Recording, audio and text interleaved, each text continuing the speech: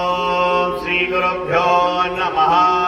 हरि ओम।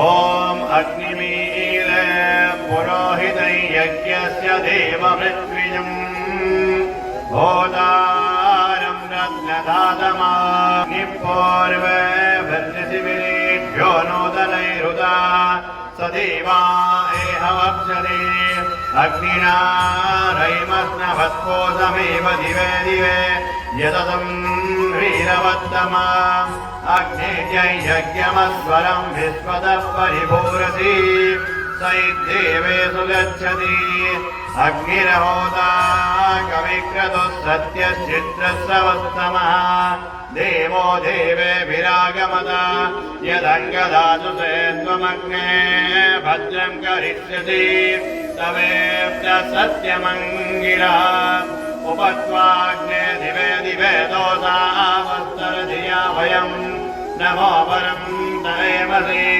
राजं नमद्वराणां गोपामृतस्य दिवे वर्धमानं स्वेदमे सनपितेव सूनवेऽग्ने सोपायनो भव सजस्वानस्वस्तये वायवाया